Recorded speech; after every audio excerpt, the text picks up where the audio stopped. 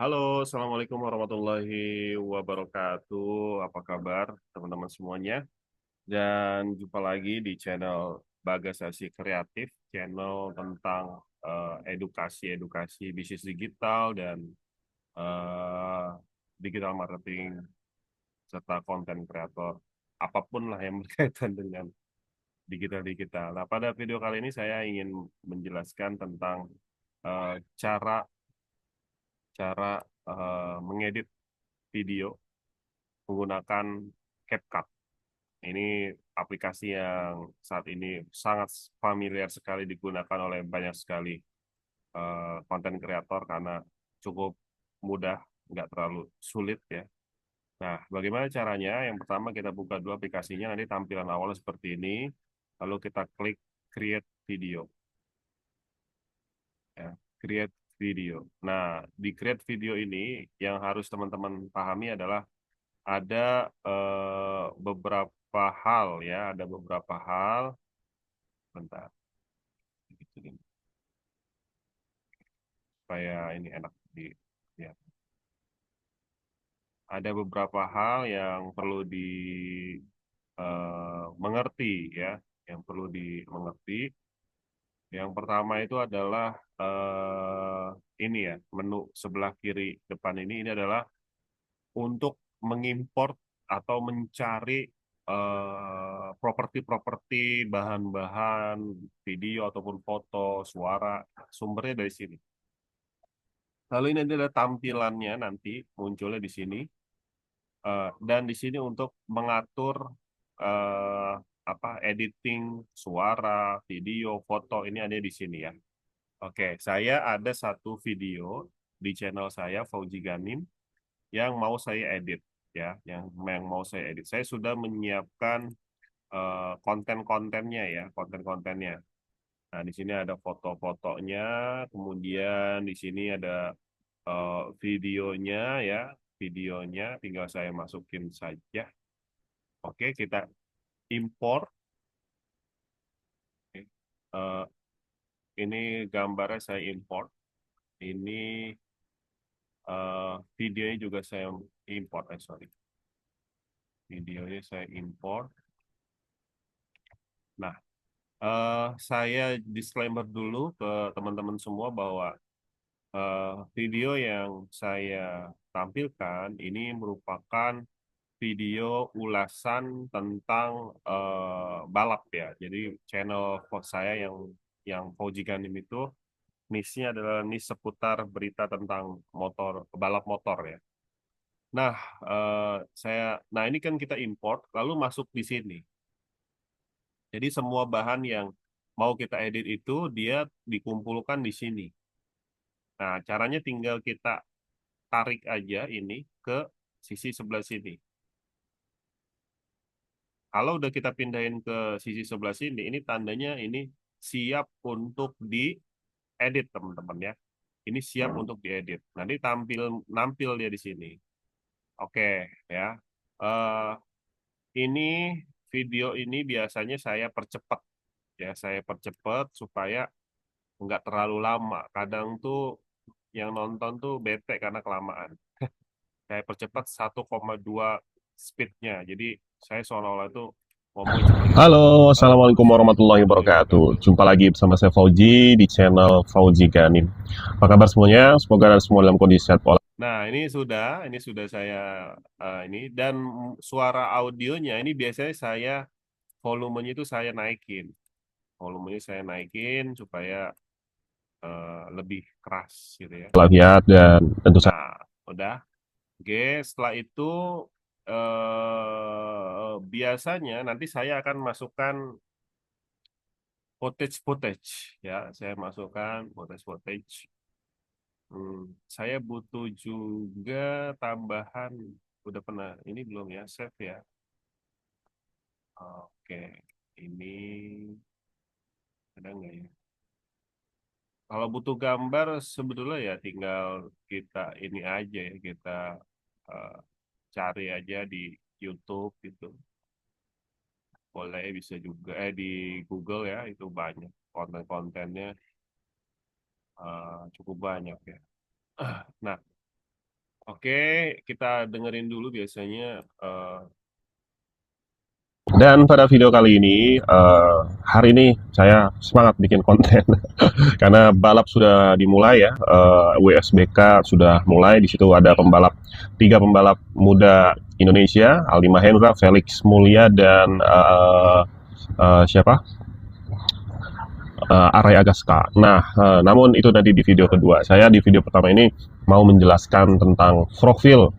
Nah, sampai sini dia ngomong profil. Kita masukkan nih ya. Biasanya judul ya. Kita masukkan judul, pilih teks, lalu cari di sini teks template ya. Nah, ini banyak macamnya, misalkan title itu judul. Tapi saya disclaimer lagi, cari yang tidak ada ininya nih, yang tidak ada berliannya. Karena kalau yang ada berliannya itu berbayar teman-teman ya, berbayar. Jadi kita cari yang gratisan saja, ya. Kita cari yang gratisan, yang tidak ada berliannya. Nah, kita pakai mana ya? Sebentar, sebentar. Ini aja deh ya.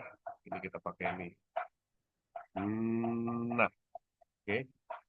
Kita tulis aja profil pembalap, profil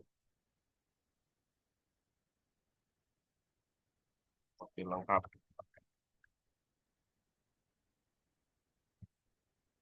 Given Rozo. Oke. Nah, Pembalap muda juga yang tiba-tiba nah ini kan gede ya. Kita kecilin, kita tarik aja. Kita cari di tengah misalkan. Nah,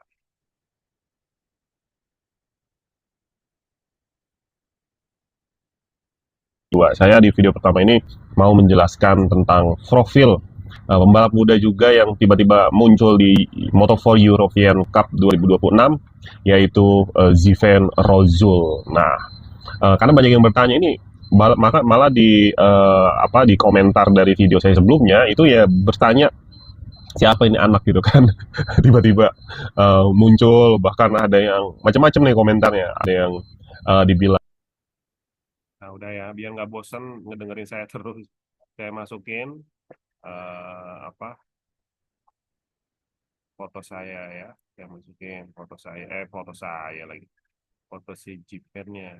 Kita bikin misalkan 10 detik gitu ya. Nah, jadi ini fotonya itu kita kasih animasi. Animasinya pilih di sini, saya ambil ada in, ada out. Yang animasinya mau dibikin pas masuk saja atau keluar saja atau masuk keluar combo. Biasa saya bikin combo di zoom satu aja. Nanti hasil seperti ini. dia Nah, modalnya gede gitu ya, terus ada yang bohirin ya, ada yang modalin bayar segala macam lah, macam-macam dah spekulasinya. Saya nggak akan lari ke spekulasi itu, tapi lebih tepatnya adalah kita coba runut profil perjalanan Ziven Rozul sebelum dia muncul Ford, dan alasan besarnya kenapa sebetulnya dia bisa ke sana. Ini berdasarkan dari analisis ya, analisis. Oke, Ziven ini anak dari Bogor ya, dari saya masukkan lagi ya teman-teman ya. Nah, supaya supaya nggak boring, karena kalau hanya dengerin saya ngomong kan boring. Jadi kita masukin. Cibinong. Dia kenal balap dari usia 5 tahun melalui moto mini ya. Karena memang orang tuanya itu punya dealer penjualan motor mini yang kecil-kecil itu. Dan dulu waktu Ziven seneng moto mini itu ada kejuaraannya. Nah, dia ikut segala macam sampai akhirnya di tahun 2019 2020 Jiven mulai turun di kejuaraan di Jabar Open ketika itu. Ini dijelaskan langsung oleh ayahnya ya, ayahnya Jiven.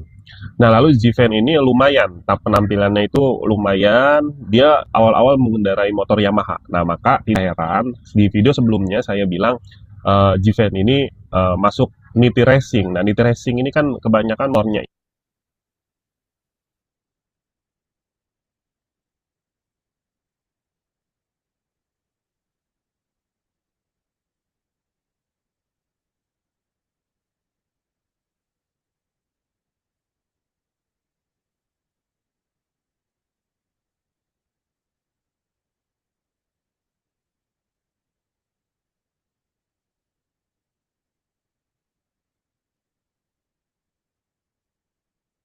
Kita butuh tambahan ini ya, gambar ya.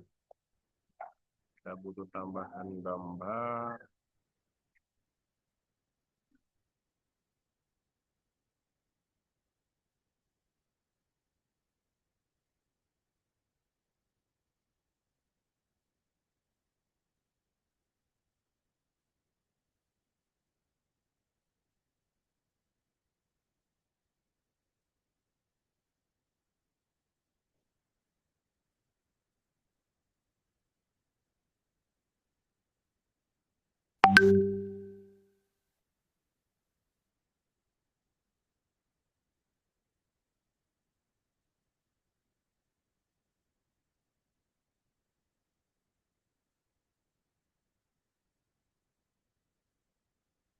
Itu Yamaha, Felix Mulya, kemudian rata-rata lah pembalap-pembalap Yamaha itu berasal dari Niti Racing.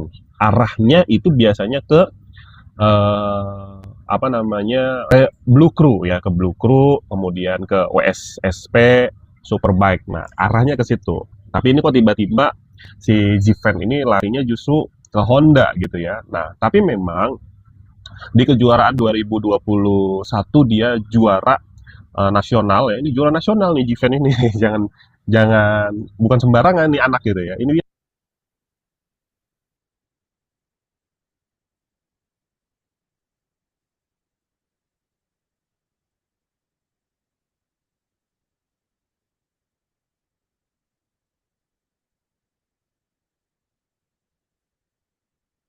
nasional di kelas One Prick ya, One Prick tahun 2021 di kelas beginner, kelas anak-anak lah ya. Nah, kemudian di tahun 2022 dia di race apa tadi ya? Saya baca ke Honda lah pokoknya. Nah, dia pindah ke Honda, ikut juga kelas One Prix sampai akhirnya tahun 2025 yang lalu Jiven itu ikut serta di ajang Thailand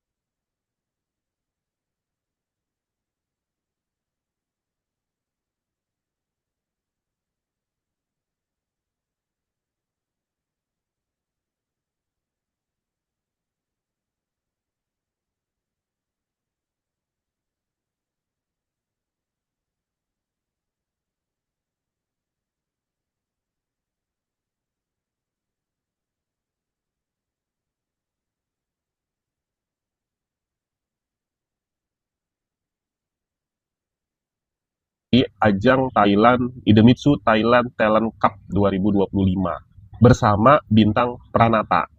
Nah, ayahnya Jiven pun menjelaskan saat Jiven itu pindah dari Yamaha ke Honda itu salah dan dia masuk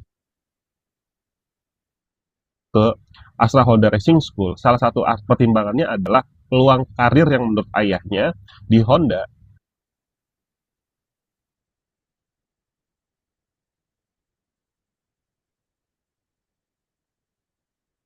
jauh lebih memungkinkan Jiven bisa sampai ke MotoGP. Nah, ini ya, ini pernyataan resmi nih dari ayahnya.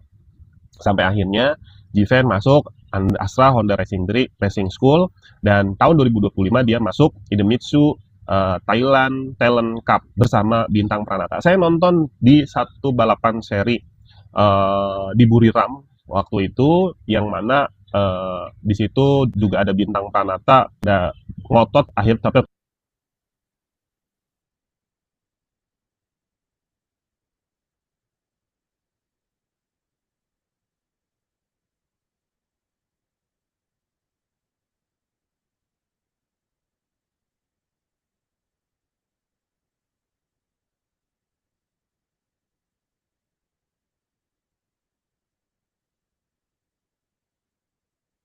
tetap berada di posisi ketiga klasemen dan juga podium ketiga waktu itu. Nah, tapi kalau dari penilaian saya ya secara subjektif lah, saya subjektif menilai Given di race kali itu masih terlihat dia masih mencari pengalaman, masih mencari setelan yang enak gitu ya.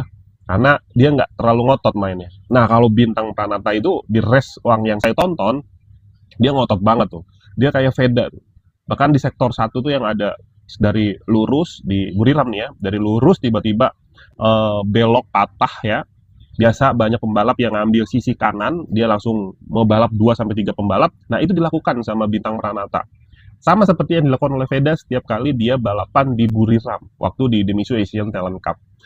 Ngelihat Bintang Pranata itu sekilas saya kayak lihat Veda lah ya, tapi masih tetap harus banyak belajar karena beberapa sektor dia lemah dan akhirnya bisa di take over oleh pembalap dari Thailand.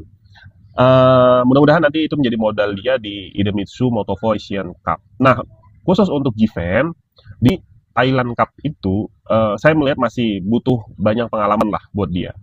Nah, kemudian sampai ke Moto2 European Cup. Ini kalau saya sih menilainya begini ya.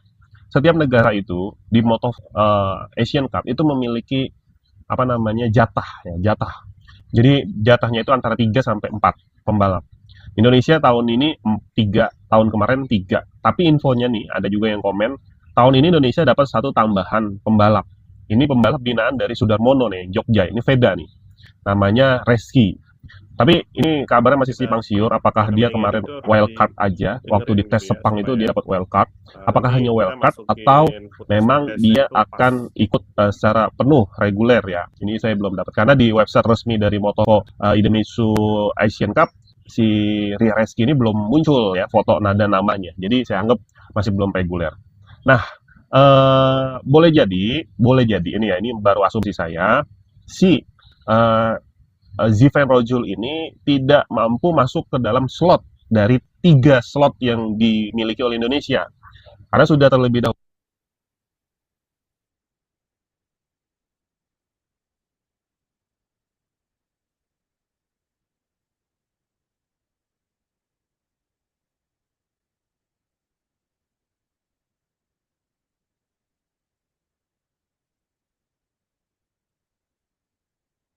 uh, Ziven Rojul ini tidak mampu masuk ke dalam slot dari 3 slot yang dimiliki oleh Indonesia karena sudah terlebih dahulu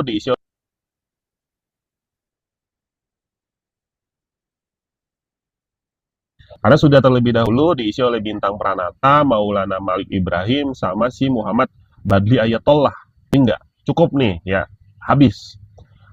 Mungkin ikut yang namanya kalau sudah di Astra Honda Racing School, kemudian sudah masuk Thailand Talent Cup, pasti dia ikut juga seleksi di Moto2 Asian Cup. Karena IATC itu juga salah satu mimpi dari Given, seperti yang disampaikan oleh ayahnya saat wawancara bersama balapmotor.net.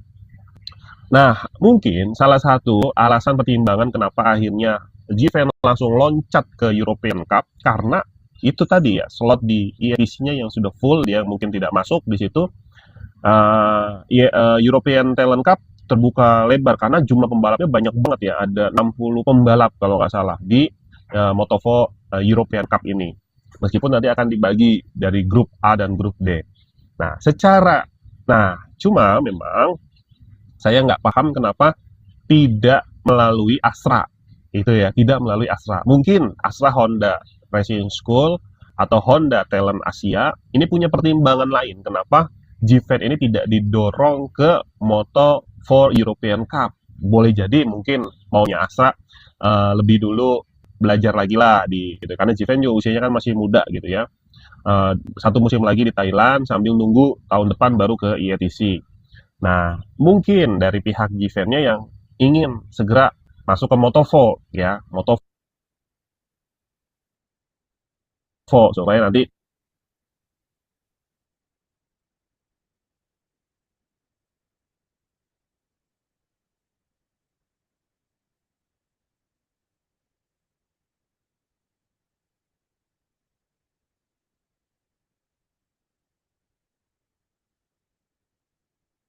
punya asa lebih dulu belajar lagi lah di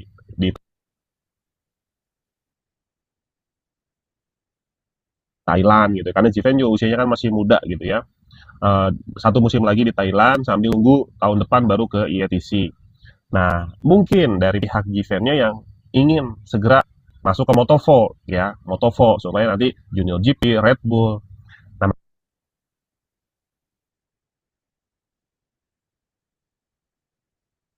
ingin segera masuk ke Moto2 supaya nanti Junior GP, Red Bull.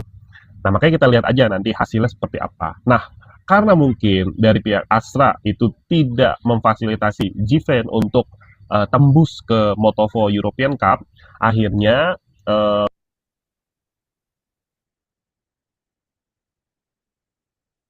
tim dari Jiven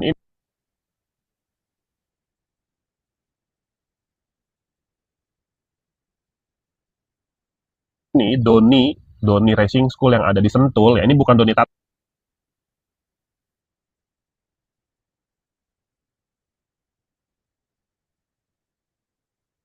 memfasilitasi Jiven untuk tembus ke Moto2 European Cup, akhirnya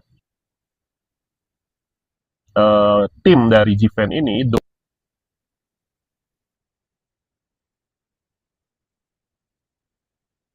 Doni Racing School yang ada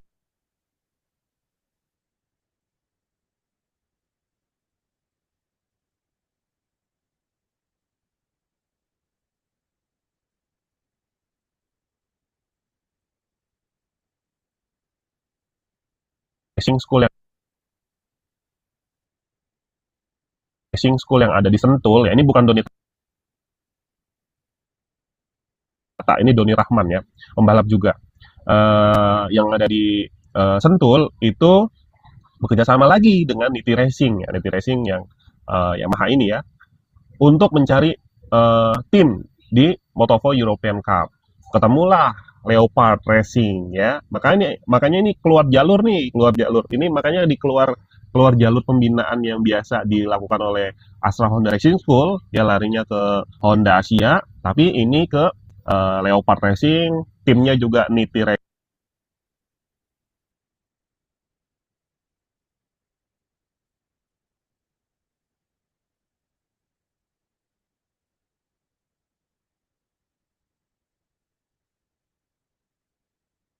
ini ke Leopard Racing, timnya juga Niti Racing, Doni Racing School. Nah, artinya tim Yamaha kemudian cari cari walaupun nanti pakai NSF Honda NSF 250 juga karena European Cup itu motornya sama semua. Moto4 itu sama semua motornya Honda. Apa namanya? Nyari tim yang available di Moto4 yaitu Leopard Racing. Akhirnya dia balap di Leopard. Oke lah itu prosesnya boleh jadi hanya asumsi saya, tapi asumsinya sangat memungkinkan itu. Oke, ini kita sudah mau selesai. Saya pikir gambar-gambarnya cukup ya. Nah, Gambar-gambarnya si cukup. Jiven Rojul ini bisa kompetitif. Setidaknya kita punya satu tontonan di Junior GP, bukan hanya kita mau nonton si Ramadipa. Jadi dari edisi ini kita udah mulai nonton, kita pengen lihat Jiven itu kayak gimana. Tapi ya kita nggak tahu, kita nggak bisa berasumsi lebih jauh bagaimana nanti penampilannya. Kalau teman-teman pengen lihat penampilan dari Jiven, itu bisa tonton aja di YouTube tuh ada saat dia balapan di Idemitsu Thailand Talent Cup 2025, ada Jiven nomor 5 dia pakai nomor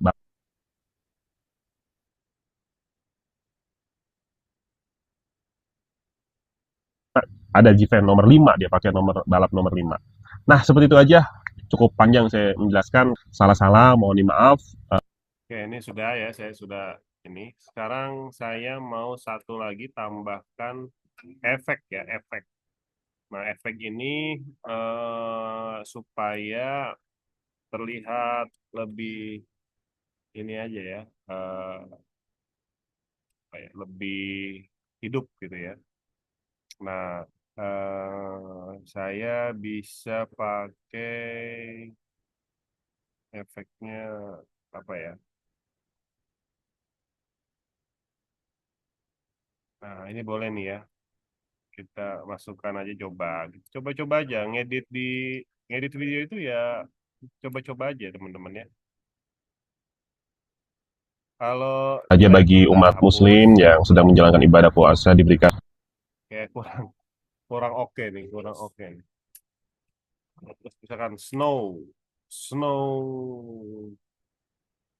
skin coba, snow skin.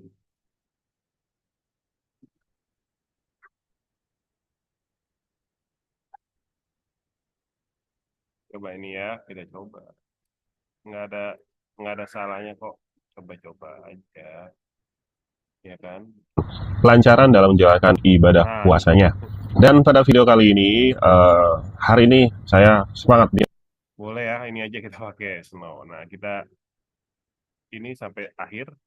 Nah, sampai akhir. Nah, itu prosesnya boleh jadi hanya asumsi saya, tapi ini ke Leopard Racing, timnya Oke, juga. ini udah ya. Jadi saya sudah ngedit videonya, sudah tambahin footage, sudah tambahin efek, sudah tambahin animasi.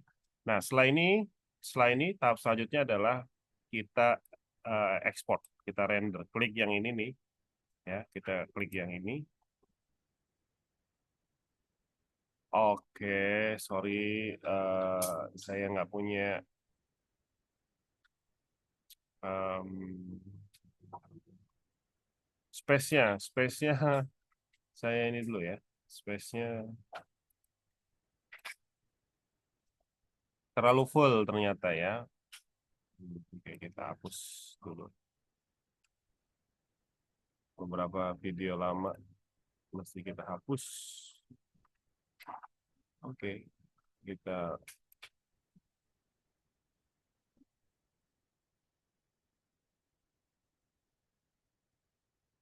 kita hapus dulu teman-teman ya. Karena ini butuh space minimal 5 giga tersedia. Nah, ini sepertinya sudah cukup ya. Coba kita lagi. Export. Oh, masih belum cukup. Masih belum cukup teman-teman. Kita lihat. Hmm, mestinya cukup ya. Mestinya cukup. Kita lihat lagi deh.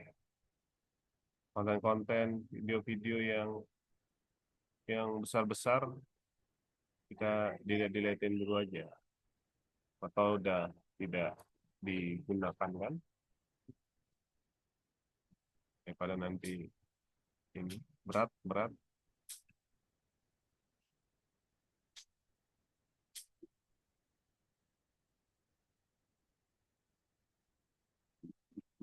Hmm. Lagi ya video-video yang berat-berat sudah coba nggak ada tiga. Delete. Oke. Balik lagi ke sini. Coba kita ekspor. Terus. Ah, cukup ya. Sudah ada. Kita langsung ekspor saja ini teman-teman ya. Ekspor. Pilihannya tadi udah normal aja lah. Sesuai rekomendasi dari si CapCut, dia udah pinter. Frame rate-nya 30 fps, kemudian resolusinya 720 juga cukup ya, karena di atas 720 nanti Pro dia minta berbayar. Kita kan yang gratisan aja. Kodeknya H264 MP4 cukup. Nah, ini kita tunggu sampai 100%. Setelah itu nanti hasil video jadi. Oke, itu aja sharing ini. Semoga bermanfaat.